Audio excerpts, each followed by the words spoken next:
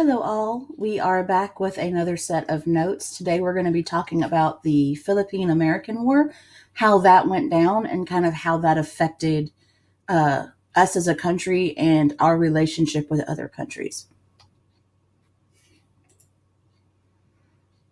Now, your goal today should be to be able to explain how American imperialism affected, uh, specifically in this case, the Philippines, how the Philippine American War um, set us up to become imperialist or set us up to, in our imperialism.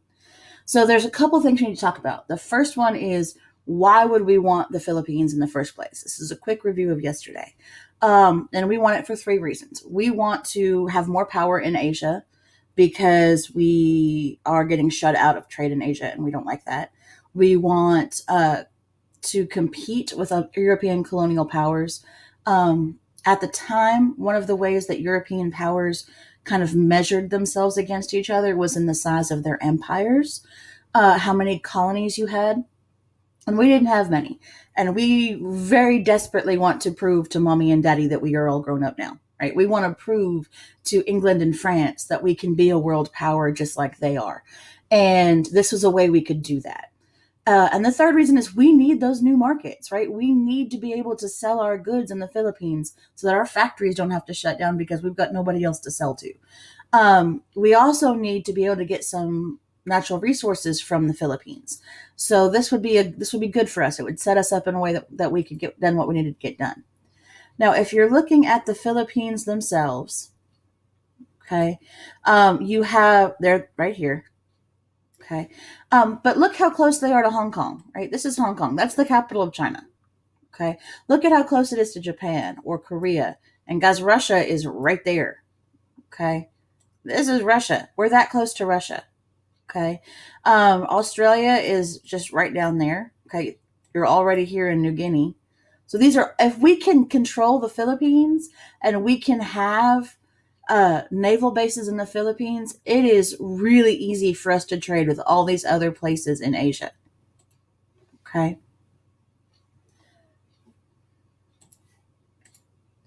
And the Filipinos, they're going to rebel. They're not going to like us for this.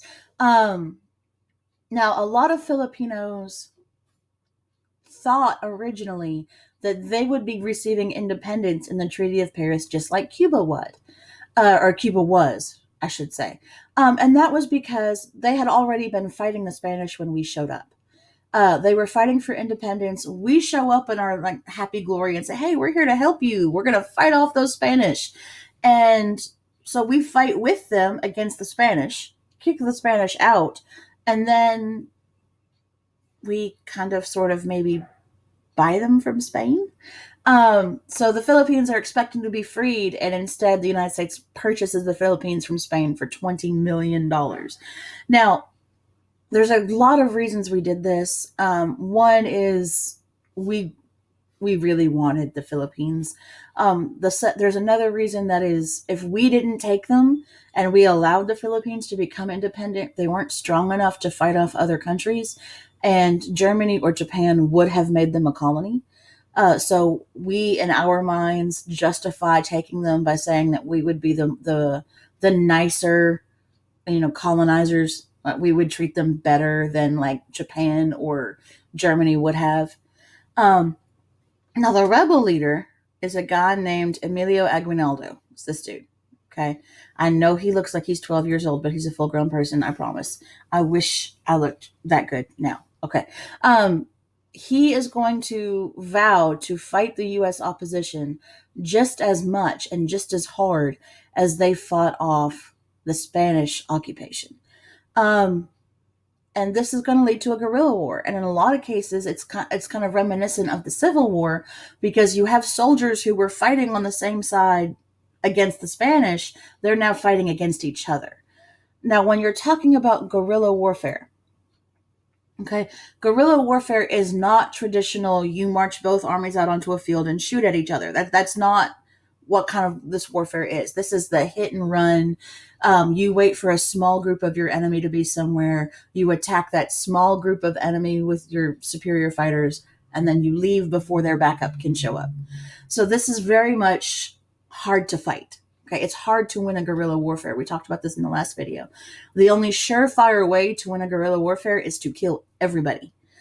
Because you can't tell who was a guerrilla fighter and who was just a normal citizen going about their day. They don't wear uniforms, right? They don't walk around saying, "Hi, I'm a guerrilla fighter. I'm going to try and kill you next week." That's not how it works. So we have two options. We could kill everybody, which would, one, make us look bad to the rest of the world, and two, take away all of the workers and stuff in the markets we're going to need in the Philippines, or we can find a way to break their spirits. And that's how most people go about trying to win a guerrilla war. You try to break down the local people so much they just don't want to fight back. They're just ready to give up. And that's what we did. We used extraordinary measures to crush the rebellion. Our extraordinary measures are cruel. It's torture. What you see here in this picture right here, this is U.S. soldiers applying what was called at the time the water cure to a Filipino woman. We call this waterboarding today. It is torture. They would hold you down. So you see the gentleman here, the soldier here rather, holding the woman down. Sorry. And then you see a bar going across her mouth. They would hold the bar down in your mouth so that you couldn't shut your mouth to keep the water from going in. And then they would pour water into your mouth. And they would do that over and over and over again, a continuous, steady stream of water until you started to breathe the water in. And they'd make you start drowning. Then they'd stop and turn you over so you could cough up all that water. Then they'd pin you down and start it all over again. This is sometimes called dry drowning, where they make you drown without actually submerging you in water. It is torture. It is incredibly painful. Think about how much it hurts whenever you're swimming and you accidentally breathe in some water. That sucks. And that lasts for like a split second. This is constant over and over and over again. And they're doing this for a couple of reasons. One reason they might do this is to weaken the resistance in a town. You don't want this to happen to you, so you're just going to do what the American soldiers say. They would do this to people who they suspected were guerrilla fighters or knew who the guerrilla fighters were, to try to get information out of them, to find out where the guerrilla camps were or who the other guerrilla fighters were. The problem with any type of torture is the information you get from it is not good information. You hurt someone hard enough, long enough, and they will tell you whatever it is they think you want to hear. But this is the type of stuff we were doing. This is not a secret. They don't hide that they're doing this. They don't advertise it, but they're not like trying to keep it a secret. I mean, obviously there's a dude sitting there photographing this, right? And you're going to get opinions on both sides. And the excerpt you have there on the slide is an excerpt from an editorial in the San Francisco Argonaut, 1902. And this person is giving his opinion of what's going on in the Philippines. And here it is. Let us be frank. Okay, frank means just honest, cut the bullcrap. Okay, we do not want the Filipinos. We do want the Philippines. I'm sorry. This is the time I usually wake up in the morning. Let us be frank. We do not want the Filipinos. We do want the Philippines. All of our troubles in this annexation matter have been caused by the presence in the Philippine Islands of the Filipinos. The more of them killed, the better. It may seem harsh, but they must yield before the superior race. San Francisco Argonaut, 1902. Okay. So he's saying, look, we don't want the people. We just want the land. So the more of them that die, the better it's going to be for us. And eventually they're just going to have to learn to bow before us. And that is a very imperialist thought. Once again, you hear this reference to the superior race. That really was a belief at the time, that white man's burden, right? We are better than them, so they have to listen to us. As far as the aftermath of the war goes, you're going to see this kind of divide between the white people in the Philippines, the Americans in the Philippines, and the Filipinos themselves. A lot of Filipinos are actually forced to live in what were called special zones at the time. Um, the exact same situation is going to start to be called ghettos in World War II, where you take people and you just force them to live in one area of the town and they're not allowed to leave it. This is very strictly enforced segregation. That they have very poor sanitation in those areas. People are starving to death because they're not allowed to leave them, or food isn't brought in for them. Disease is rampant because anytime you get a bunch of dirty people in a very enclosed area with no running water, disease is going to spread. Um, this picture always kind of struck me. Um, this area here, this park, was only open to whites. So it was basically only open to Americans. So you see them, they're all in there in their Sunday finest, right? And then outside the park is where the Filipinos are allowed to be. So this line, or this fence here, actually divided one of the Filipino special zones from the white areas of the Philippines. And look at just how different it is just on each side, right? This side, you've got the big tall trees, you've got the nice buildings in the background. This side, you've got dirty street, right? They don't even paint this side of the fence well. Okay. Um, and this is going to be the type of thing that's going to go on for a while. Okay.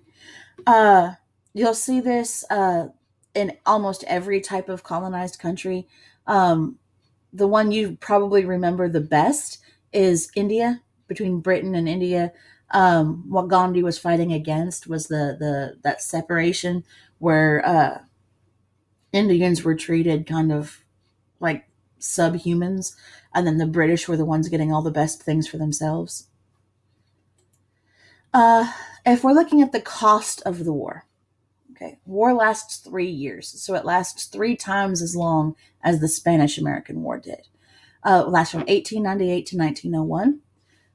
We lose 5,000 soldiers, which once again is really good for us, right? 5,000 soldiers made the Spanish American War a splendid little war, according to John Hay. So we lose 5,000 U.S. soldiers. The Filipinos lose 200,000 people. Not all of them are combatants. As a matter of fact, most of them aren't because we didn't know who combatants were, so we just killed everyone. The United States ends up spending, when it's all said and done, on troops and weapons and medical care and sending people over there to hold the Philippines afterwards, we end up spending $400 million to take the Philippines, which is about 20 times what we had started off paying Spain for the Philippines in the Treaty of Paris. So this is going to be a very costly war for us economically. And we do kind of hold out the carrot, like if you're good, we'll let you become self-ruling eventually. It takes a really long time, y'all. The war ends in 1901. Okay. Um, and they don't end up getting independence again until 1946. So 45 years we have an iron fist on the Filipinos. Now the war's over. Now we got to figure out how to run it. And one of the very few good things that was done for the Philippines is we don't put a general in charge of it. We don't put a military man in charge. Because anytime you put a military man in charge of a conquered territory, that military man has just come from fighting them. So he's going to view them as a conquered enemy, and he's going to treat them as such. They put a politician in charge of the Philippines, William Howard Taft. Yes, the guy that goes on to become president. If you look at my wall, he's the one right after Roosevelt. Okay. He becomes governor general of the Philippines. And he is actually not going to be too harsh on the Filipinos. He just wants it to run well. Like that's his whole job. So he does what he needs to make the Philippines run well for America. He does censor the press. So he keeps the Filipinos from being able to talk bad about American government. And there are certain things that the papers aren't allowed to print because it could help it could help organize an uprising. But he does kind of help build some of the infrastructure of the Philippines. He orders the construction of schools, roads, bridges. Now, keep in mind, the roads and bridges are for the benefit of everybody. The schools are for the Filipino children, but think about it. Why would an American set up schools for Filipinos? Think about it. You got it? It's the same reason we set up schools for immigrant children. If you can get kids while they're young, you can teach them to think and act and believe the way you do. Just like we talked about the pledge and the reading from the King James Version of the Bible and only teaching in English being Americanization tools for immigrants, they're going to be Americanization tools for the Filipinos too. Um, and he does extend a little bit of limited self-government. He does allow, and the Filipinos to set up town councils and create their own local laws. So they do have that. William Howard Taft does not see the Filipinos as a conquered enemy. As a matter of fact, Taft called the Filipinos our little brown brothers, which, is still racist, but it's kind of a happy racism, right? It's still condescending, right? You're a little brother, we're going to take care of you, oh, how sweet you are. But it's better than, angry racism, right? Still racism, it's just slightly less violent, I guess. Jones Act of 1916 basically promises that Puerto Rico and the Philippines will get independence sometime soon. They don't say how soon is, but they do promise that eventually they'll get independence. And then, in a very symbolic move, on July 4th, 1946, the Philippines, as a thank you to helping us fight in World War I, are granted independence. So their Independence Day is the same as our Independence Day, and we kind of did that on purpose. So every year they got to celebrate their independence. They are reminded we gave it to them, right? Because you can't just leave. Outcome of imperialism. Okay. There are huge amounts of tensions between the United States and Asia, and they're going to get worse because now we have military bases in Asia. So it's not like the Asians can pretend that we're not actually going to do anything because we're way over there across the Pacific Ocean. And the U.S. actually has to start working to control. It's taking over Indian territory was relatively easy for us. So taking over, getting control of Cuba, which we'll talk about later, getting control of Cuba is going to be relatively easy for us. So it's not, what's the word I'm looking for? It wasn't expected that we'd have to work this hard to control the Philippines. So this is kind of a shock for us. And we're learning that to be a imperialist country, we've really got to step up our game here. On top of that, we have now painted a great big bullseye on the Philippines. American territory, the Philippines, is now a strategic target for Japan. Remember when Matthew Perry opened up Japan to foreign trade? He's forcing Japan to industrialize sooner than it needs to. They are eating up their natural resources like crazy. And because of that, they are seriously considering taking colonies for themselves so that they can have those natural resources they need. And the Philippines looks really, really good to them. Mostly because it's a colony and it's a lot easier to take away somebody else's colony than it is to take over a whole country. Okay, so if we're looking at this map again, okay, you have Japan and the Philippines. They're really close together. So if Japan can take the Philippines, this would be good for Japan. There's not a lot of travel involved, right? It'd be very easy to make the Philippines an extractive economy and take natural resources from the Philippines and bring them to Japan. to use in their factories and their infrastructure. So it wouldn't be hard.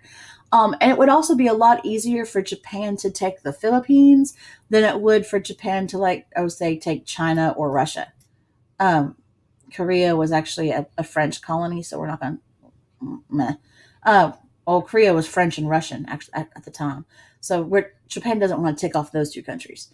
So the only thing around that's easy for it to get, that's big enough to matter, is the Philippines, and we just took it. So it's pretty much all they can do, really. There's nothing else there for them. Uh, and that is it. That is the notes. Be prepared to talk about these in class in just a second, and hopefully you got your questions and your notes taker and your note takers answered.